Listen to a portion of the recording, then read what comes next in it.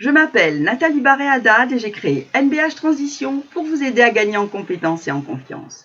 Chaque semaine, je partage avec vous mon expérience et mon expertise en management, communication et ressources humaines pour vous aider à mieux travailler avec les autres. Aujourd'hui, coacher son équipe. Vous le savez, beaucoup de managers favorisent la collaboration et le partenariat dans l'entreprise.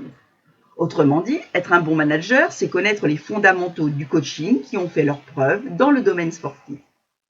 Dans cette vidéo, je rappelle brièvement les 6 principes de base du coaching d'équipe utilisés par tous les top managers. Premièrement, montrez le bon exemple. Votre équipe vous observe et vous scrute en permanence. C'est normal puisque vous êtes le manager, celui ou celle qui définit l'objectif, pose le cadre et les règles. Les membres de votre équipe guettent donc le moindre écart entre ce que vous dites et ce que vous faites. Vos principes et vos actes doivent être cohérents, ne pas se contredire, être garant de votre intégrité décisionnelle. Ne pas le faire, c'est un peu jouer contre sa crédibilité de leader.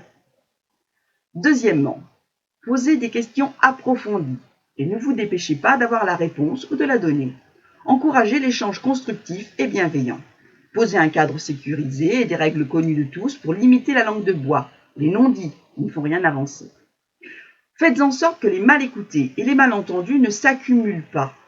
Écoutez attentivement, reformulez ce qui vient de vous être dit pour être certain d'avoir compris. Lors de l'échange, ne remplissez pas à tout prix les silences. Laissez le temps de la réflexion, de la prise de conscience. Un échange de qualité fait gagner beaucoup de temps dans la gestion de projet. Il nourrit la relation de confiance indispensable à la coopération efficace.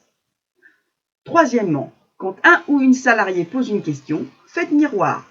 Autrement dit, retournez la question pour lui laisser l'opportunité de déployer son professionnalisme. Par exemple, mais vous, qu'est-ce que vous en pensez? Quelle serait votre solution? Avez-vous interrogé l'équipe? Quelles sont vos options? Très souvent, vous serez surpris d'observer qu'il ou elle aura la réponse. Votre rôle est de l'aider à trouver ses réponses. De cette manière, vous encouragez l'implication, vous renforcez la confiance et valorisez les compétences. Quatrièmement, facilitez l'amélioration collective de votre équipe. Une équipe est une entité qui est plus que la somme de ses parties. Identifiez les points d'amélioration possibles et fixez-en un à atteindre pour le trimestre en cours. Par exemple, faire un point de réunion à distance une fois par semaine de 20 minutes et s'y tenir. Tout l'intérêt est de se voir collectivement évoluer. Il est important de se féliciter sur les objectifs atteints, même les plus modestes. Cinquièmement, identifiez avec chacun et collectivement les comportements qui mènent au succès. Le rôle du coach est de faciliter les choses, de suivre les progrès, d'encourager, de donner sa confiance, de favoriser le dialogue pour maintenir le niveau de concentration et d'identifier les comportements qui mènent à l'excellence. Là encore, il est très important de mesurer les avancées, des plus modestes aux plus impressionnantes. C'est l'attention à l'effort qui compte.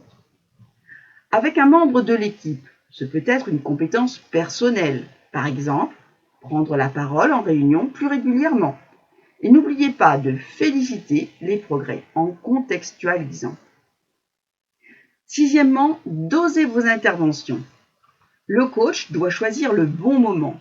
Le coaching consiste à savoir quand intervenir et quand s'éclipser. Quels mots déterminants dire, quel silence laisser faire son œuvre. Devez-vous intervenir pour régler un problème? Vont-ils le faire tout seuls grâce à l'intelligence collective que le travail en équipe permet? Pour conclure, retenez simplement qu'en tant que manager coach, votre rôle est d'aider, de faciliter et de permettre la transmission des savoirs et des savoir-faire. Devenez un bon leader, montrez l'exemple, favorisez le chemin de l'expansion et de l'expression des talents, stimulez pour permettre le dépassement et créer les conditions de la réussite. Voilà pour aujourd'hui. Soyez attentifs à la vie et au monde que vous vous construisez en travaillant. À la semaine prochaine!